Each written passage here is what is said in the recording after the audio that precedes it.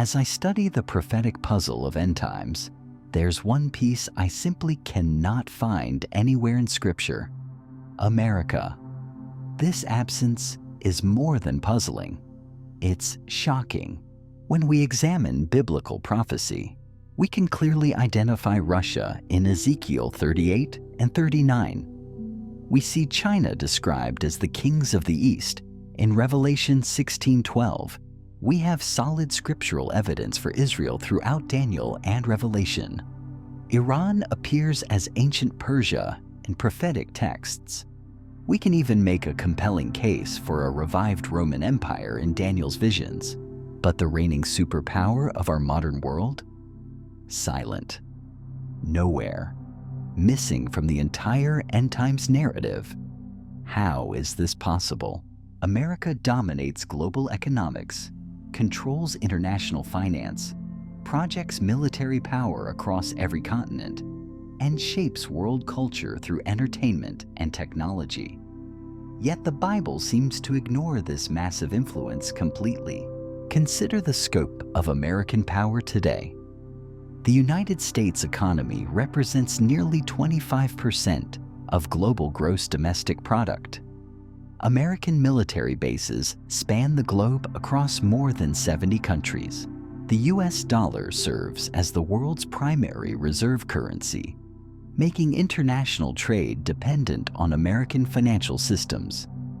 American movies, music, and media reach every corner of the earth, shaping how billions of people think and live. This level of global influence has never existed before in human history. Previous empires conquered through military force or controlled through colonial extraction, but America has created something entirely different: a system where the entire world voluntarily participates in American-led economic, cultural, and political structures. So why does this unprecedented superpower vanish from biblical prophecy? Why do ancient texts that accurately predict the rise and fall of empires throughout history seemingly overlook the most powerful nation that has ever existed?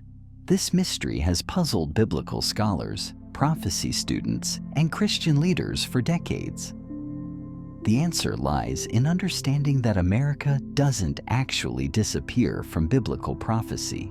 It's hidden in plain sight, disguised behind ancient names and symbolic language that the original readers would have understood differently than we do today. The key is learning to read these prophecies through the lens of their ultimate fulfillment, rather than their immediate historical context. Over the next 9 episodes, we will explore 4 shocking theories that explain America's apparent absence from end times prophecy. The first 3 theories suggest troubling possibilities for America's future, but the 4th theory, which we'll examine most thoroughly, might actually offer genuine hope for understanding America's true role in God's prophetic plan. By the end of this series, you'll never read biblical prophecy the same way again. You'll understand how ancient words can have modern applications, and why the most powerful nation in history might be hiding behind the most infamous city in biblical literature. The mystery is about to be solved. Why does America disappear from end times prophecy? Let's examine the first 3 theories, starting with the one nobody wants to hear. Theory 1 suggests America disappears because it gets destroyed, possibly in nuclear warfare. This sounds extreme until you read the actual judgments described in Revelation. The third part of the earth was burned up, according to Revelation 8:7. That's not symbolic language. That's describing genuine devastation on a scale we've never witnessed.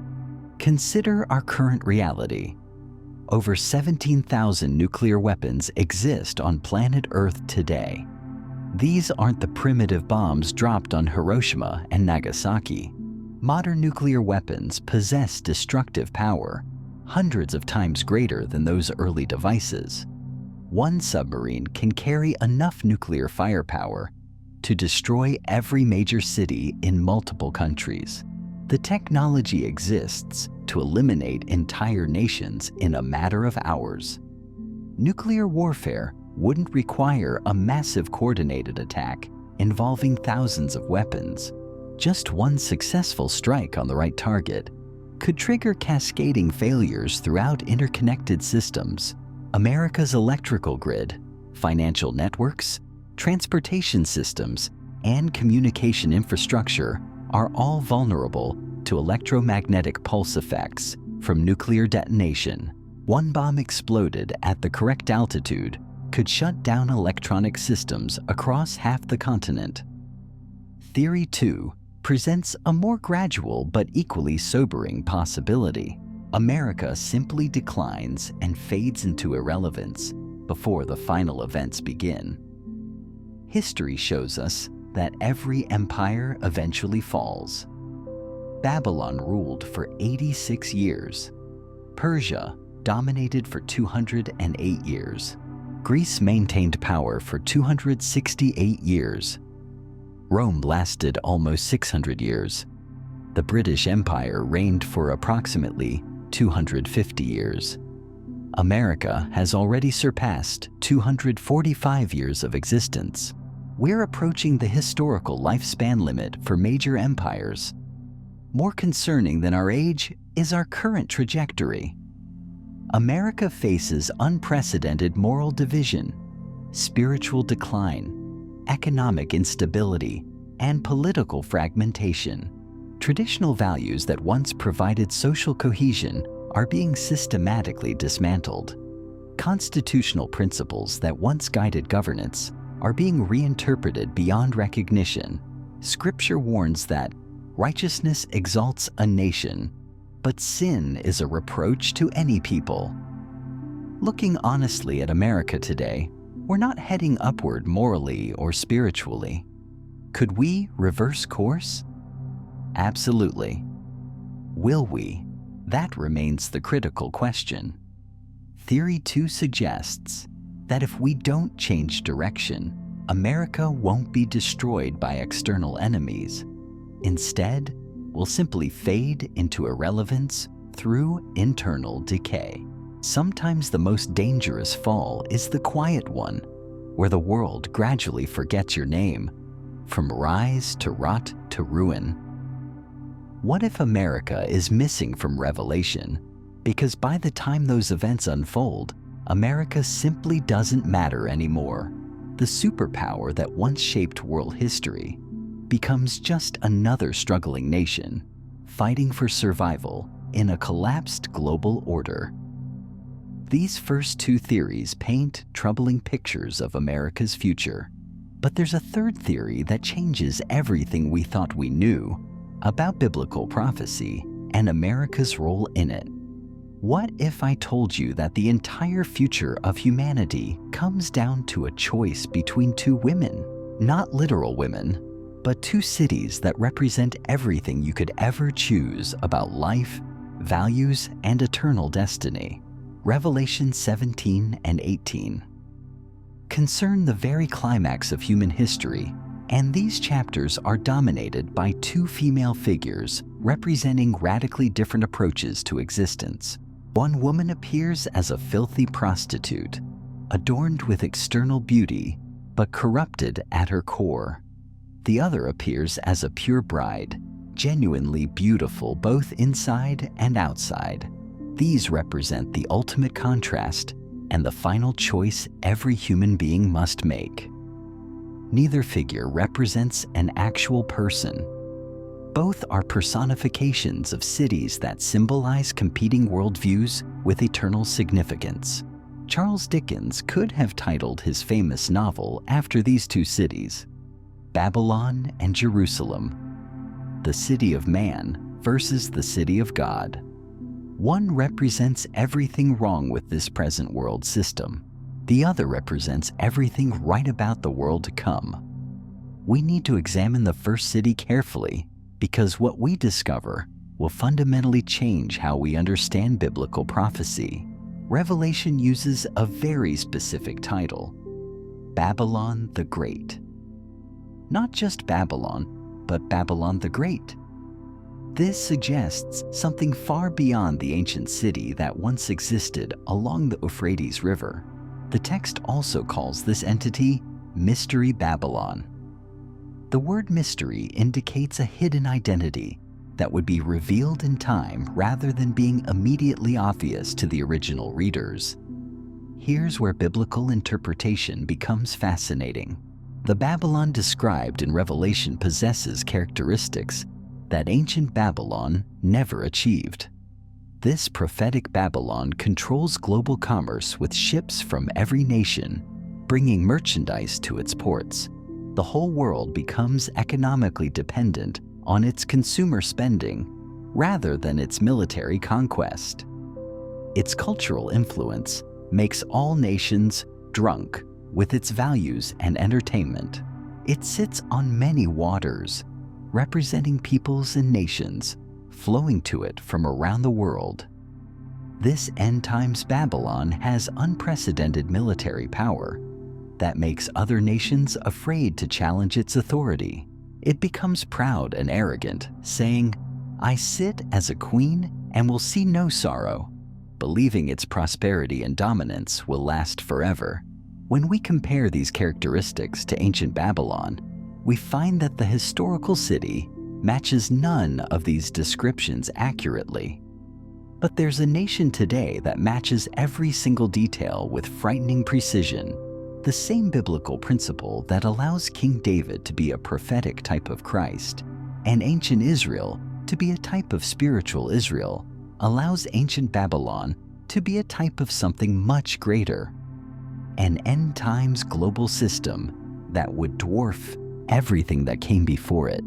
When you start comparing biblical prophecy to modern America, the parallels aren't just similar, they're identical. It's as if the Apostle John was looking 2,000 years into the future and describing the United States of America in perfect prophetic detail, using ancient terminology that his original readers would understand while encoding information about a future reality they couldn't imagine. Now that we understand we're looking for an end times Babylon different from the ancient city, let's examine why America perfectly fits this prophetic description. The first reason will shock you with its precision. Reason 1, America operates as an unrivaled commercial empire, but not in the way you might expect. Revelation 18:3 declares that the merchants of the earth have become rich through the abundance of her luxury. But here's what makes this prophecy remarkable. It's not describing what Babylon sells to the world. It's describing what the world sells to Babylon. Listen carefully to Revelation 18:11. "And the merchants of the earth will weep and mourn over her, for no one buys their merchandise anymore."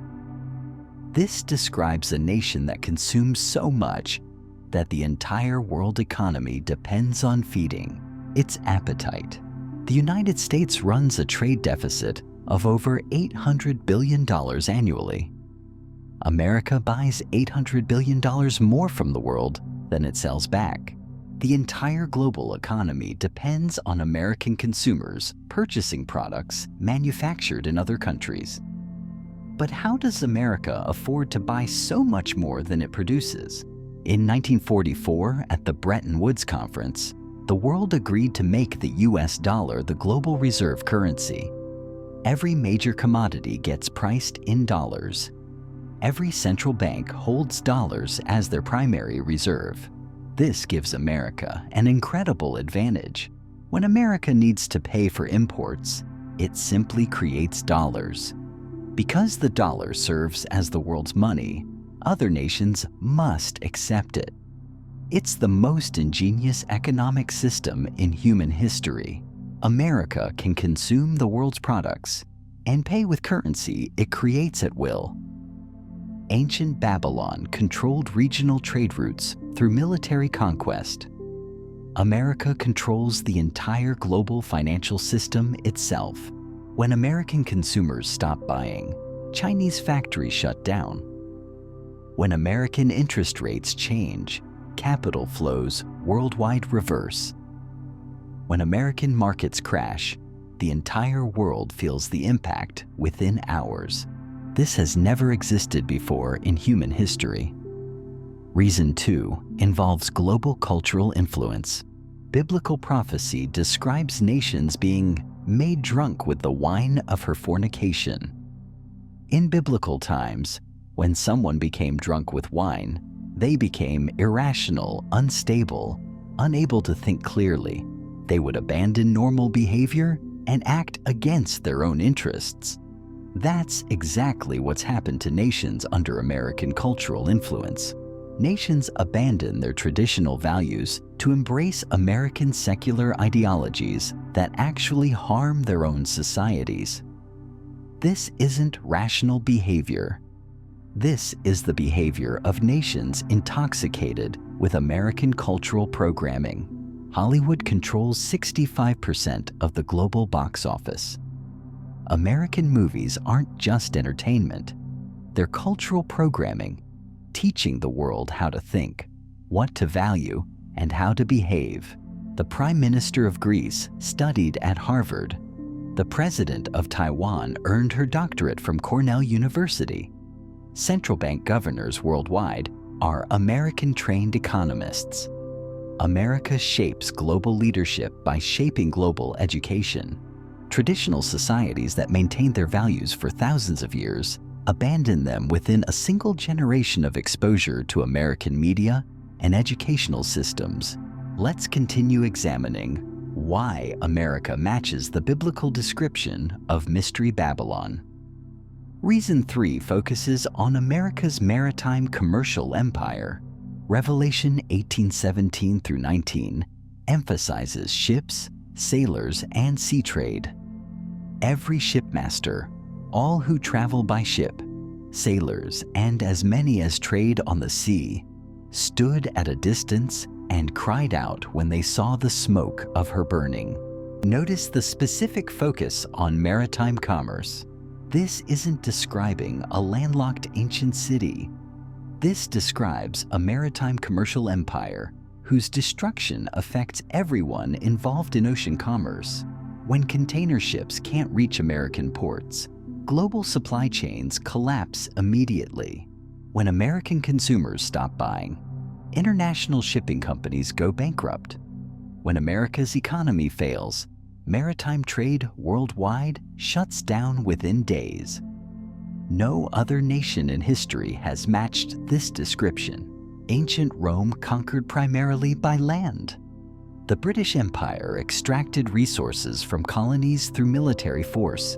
Only America has created a maritime commercial system where the entire world becomes wealthy by selling products to American consumers through ocean trade routes. Reason 4 addresses luxury and excessive wealth. Revelation 18:7 describes Mystery Babylon's attitude. In the measure that she glorified herself and lived luxuriously, in the same measure, give her torment and sorrow. For she says in her heart, I sit as a queen and am no widow and will not see sorrow.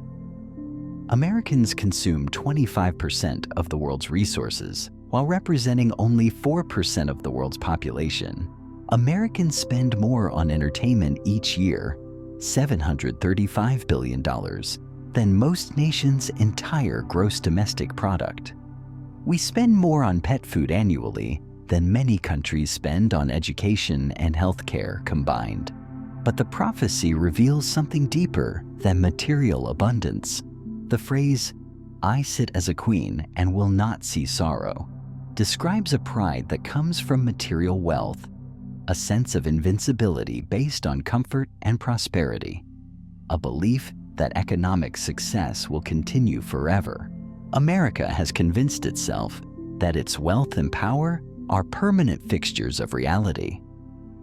Reason 5 connects to the Tower of Babel. Genesis 11:4 records humanity's ancient attempt. Come, let us build ourselves a city and a tower whose top is in the heavens. Let us make a name for ourselves. What if America has succeeded where ancient Babel failed?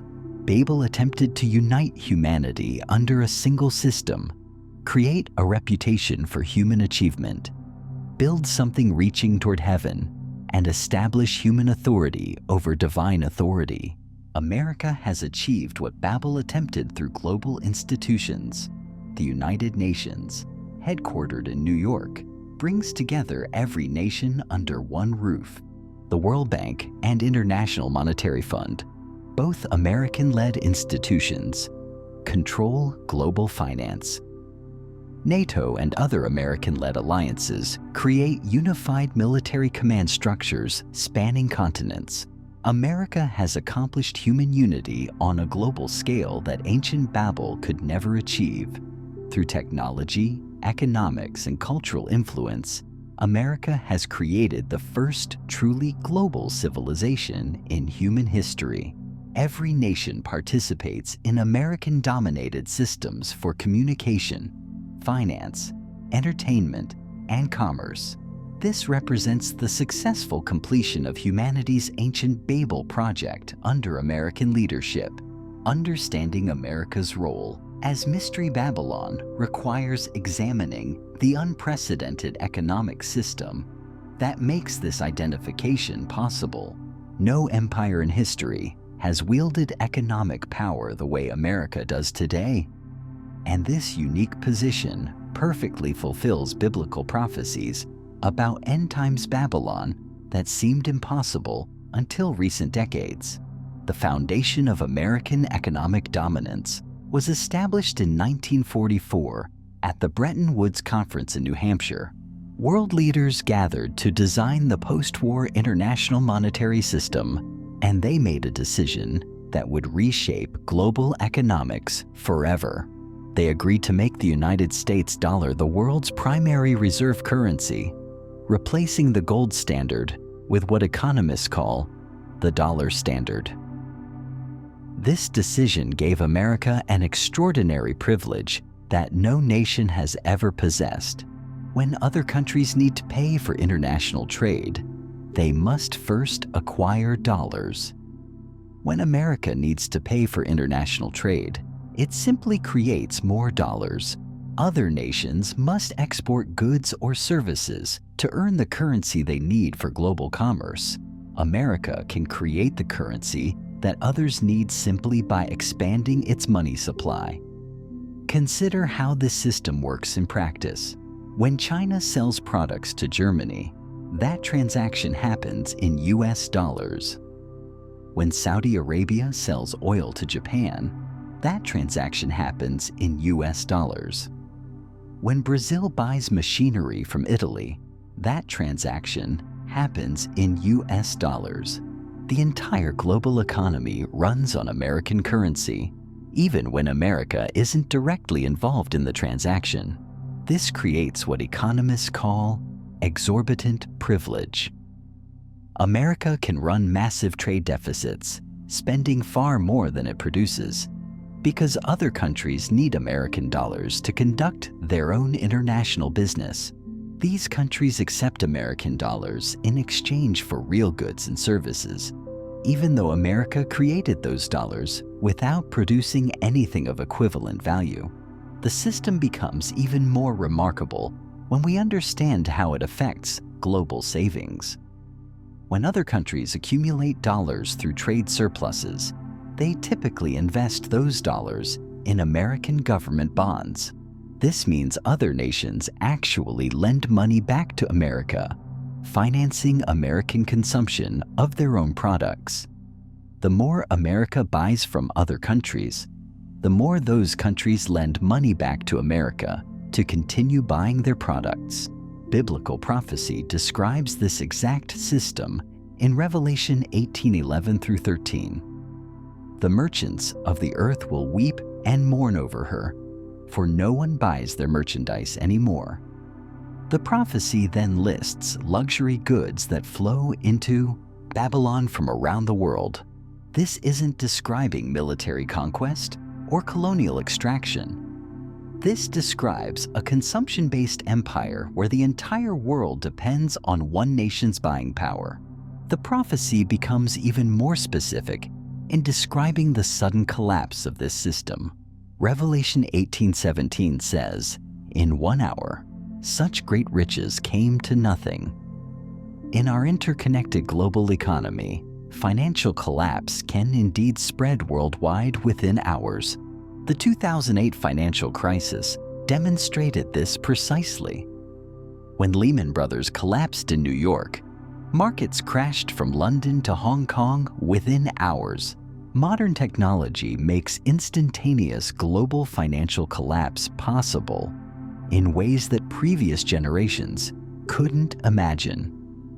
High-frequency trading algorithms can execute millions of transactions per second.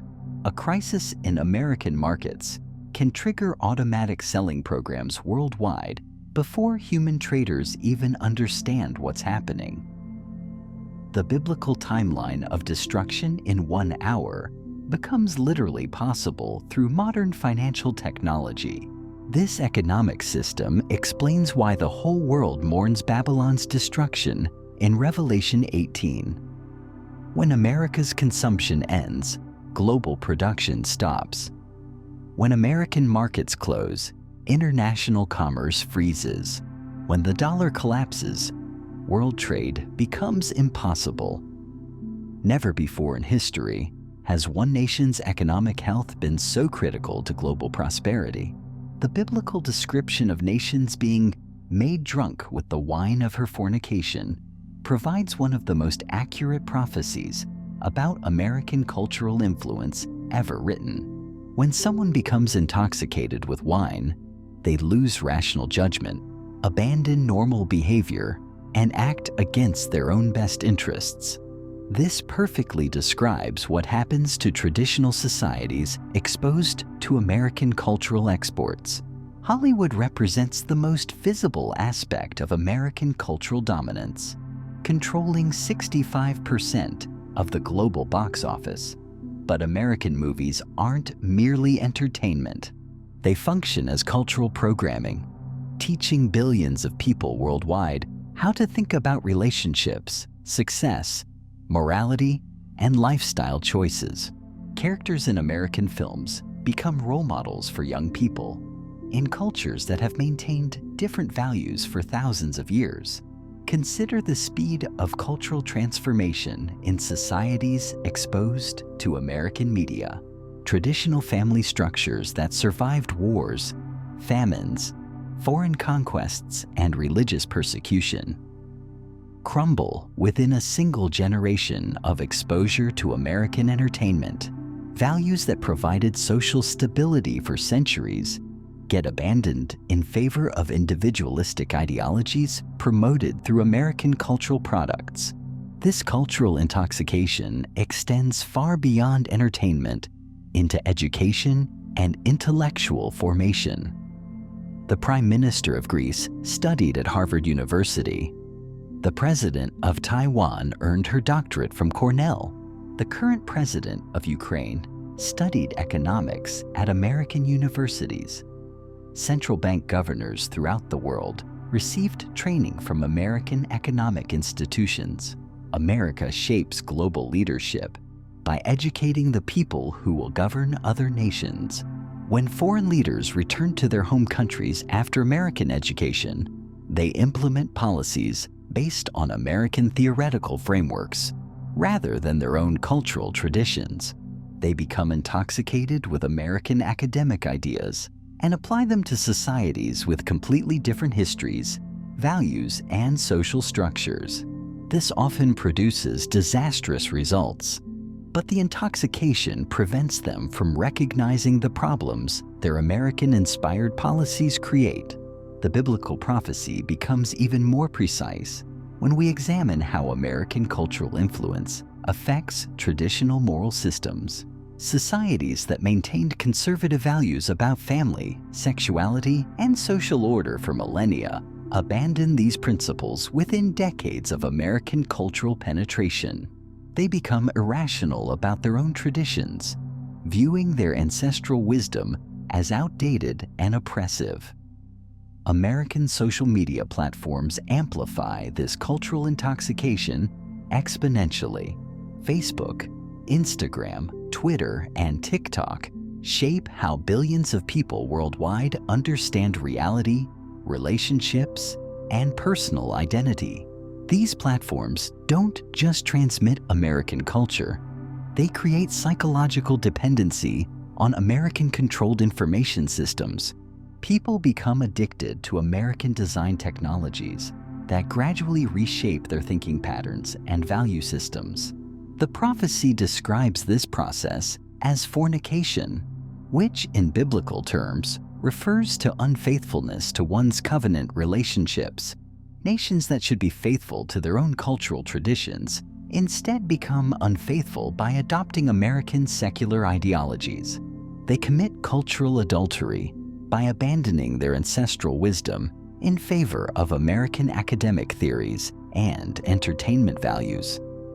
Perhaps most remarkably, this cultural intoxication makes nations act against their own interests. Countries adopt American-inspired policies that weaken their social cohesion, undermine their traditional institutions, and create internal conflicts. But the intoxication prevents them from recognizing that American cultural influence is causing their problems rather than solving them. The biblical description of nations being made drunk captures this phenomenon perfectly. Just as alcohol impairs judgment and causes people to make self-destructive decisions, American cultural influence impairs nations' ability to think clearly about their own interests and traditions.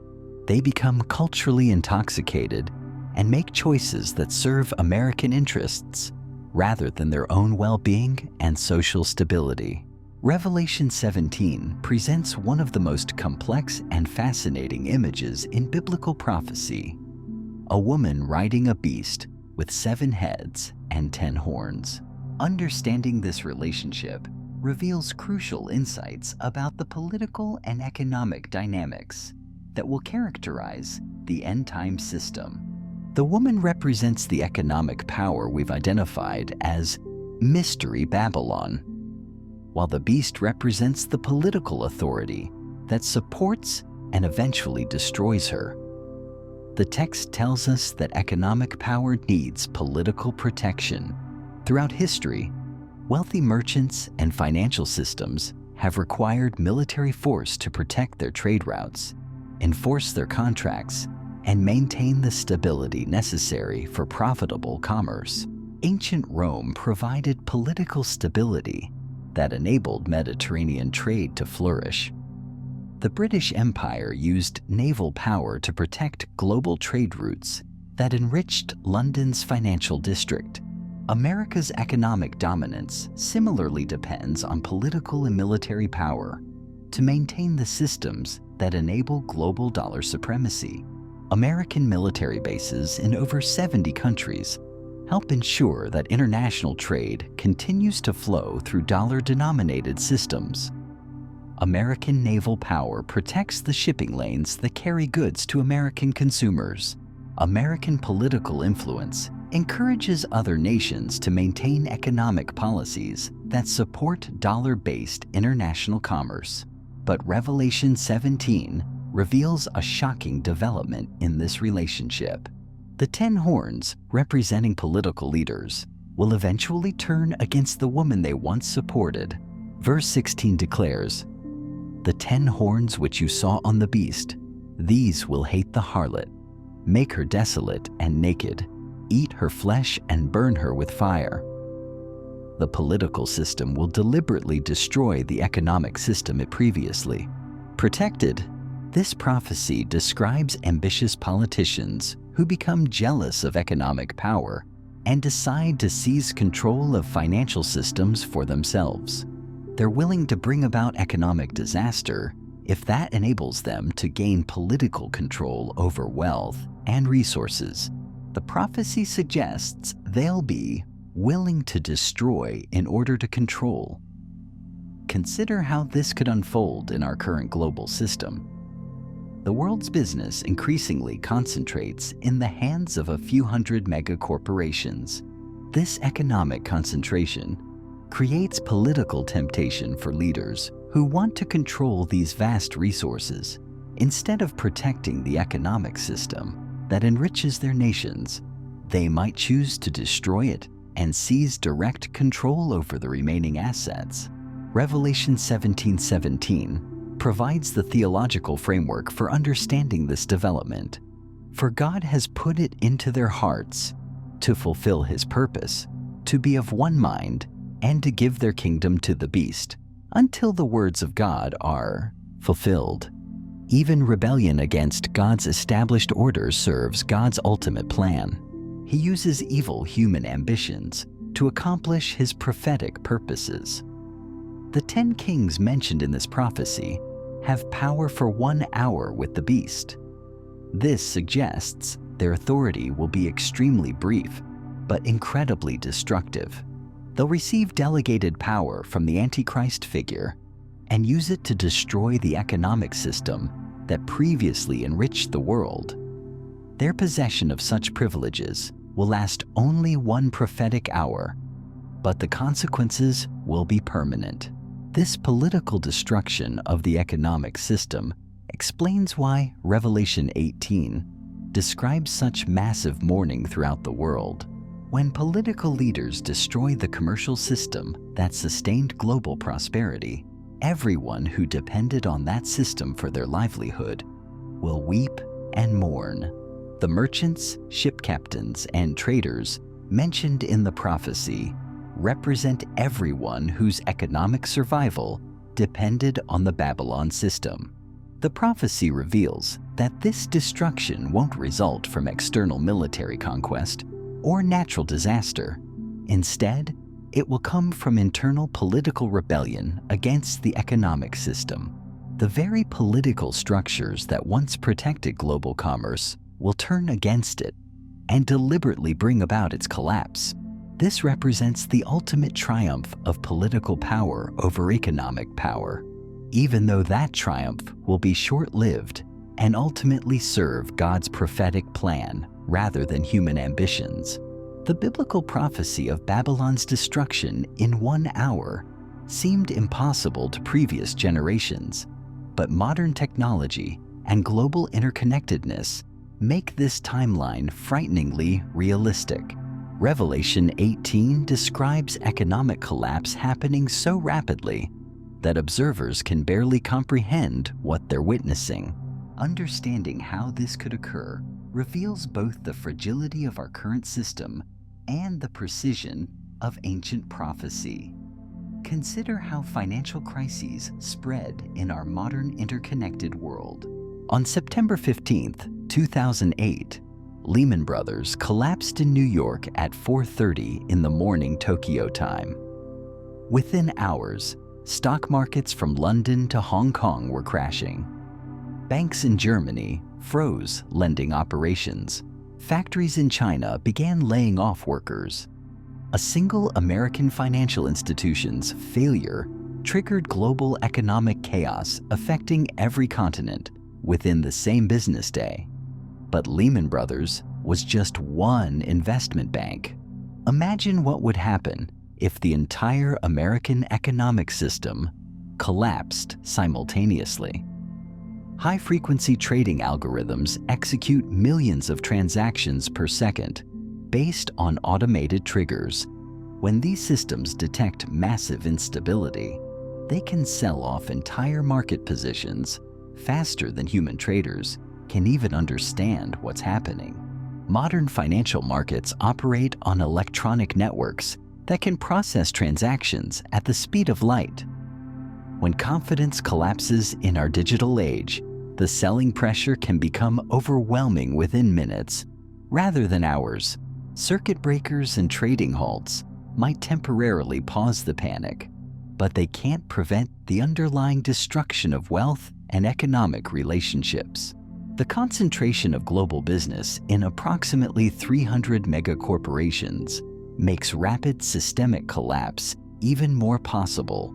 These massive companies control supply chains, financial flows, and employment opportunities across multiple countries. When a few dozen of these corporations face simultaneous crisis, the ripple effects can shut down entire industries worldwide almost instantly.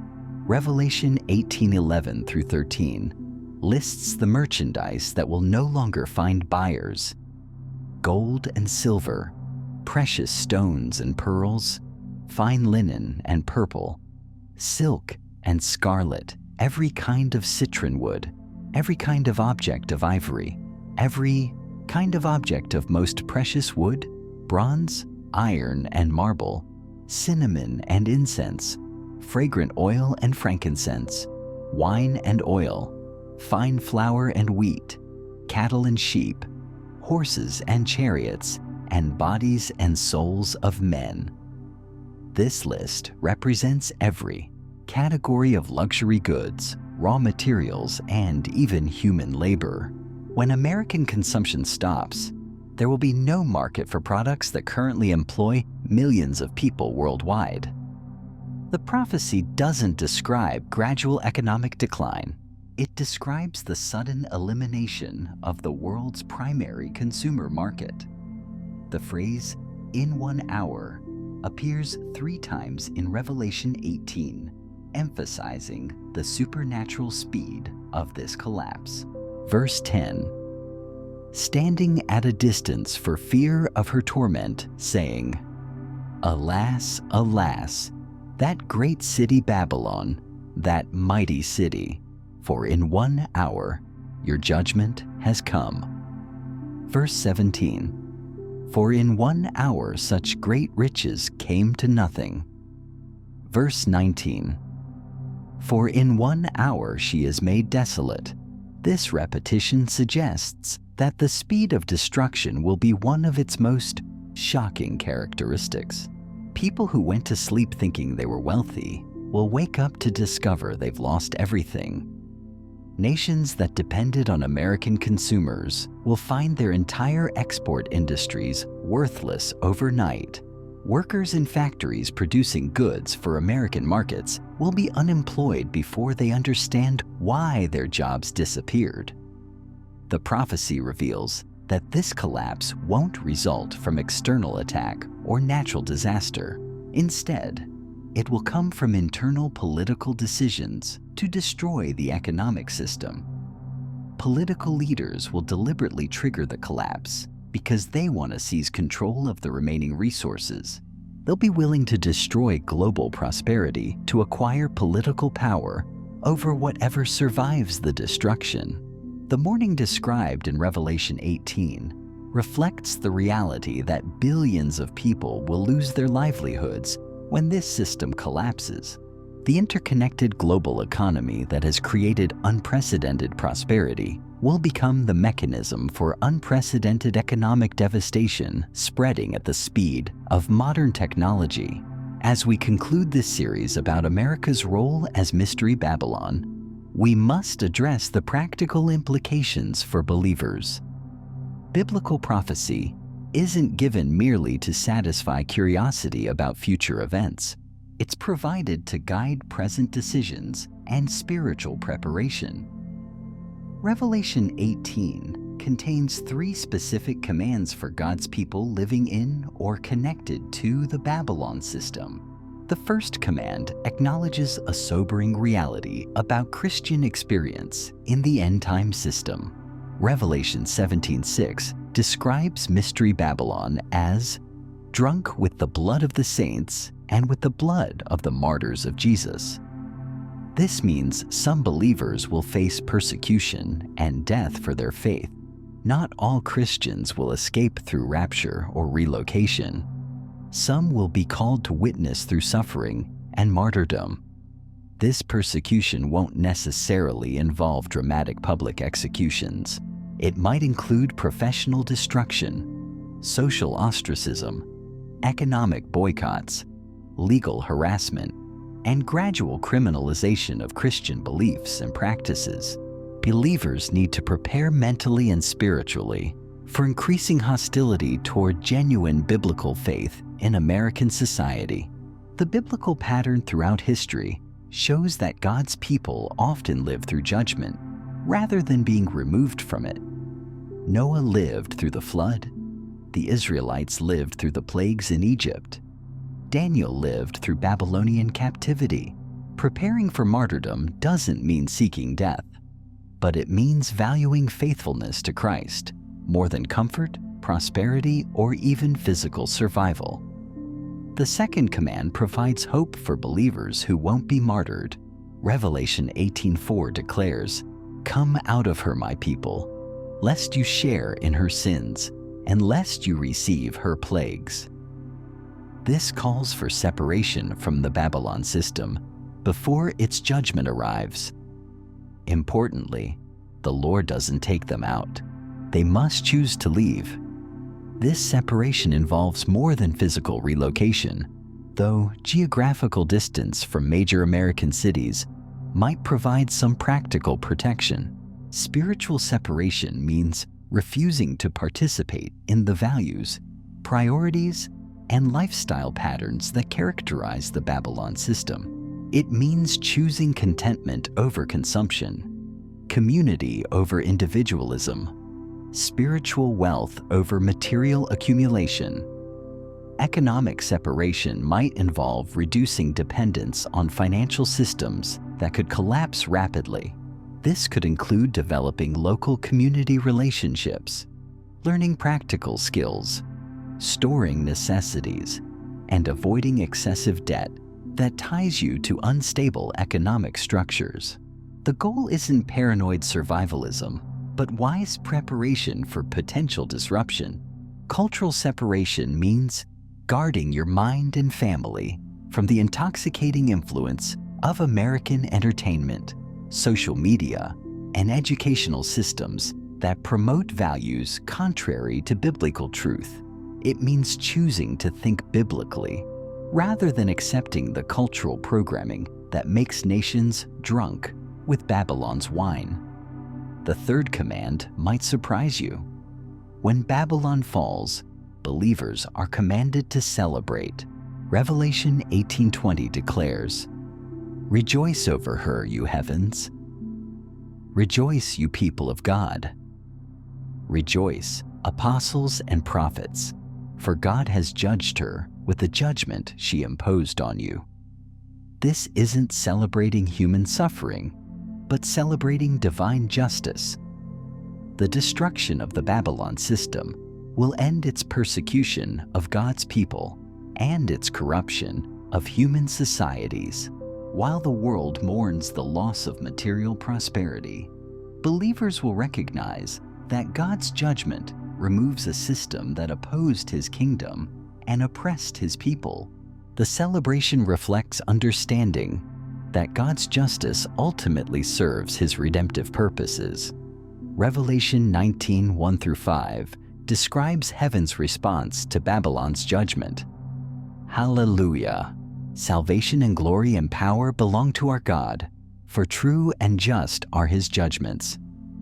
The first Hallelujah in Revelation celebrates justice, not destruction. It acknowledges that removing evil systems allows God's kingdom to advance. These three commands require believers to live with eternal perspective rather than temporal comfort as their primary concern. Whether called to martyrdom, separation, or celebration, God's people must remember that this world's systems are temporary while His kingdom is eternal.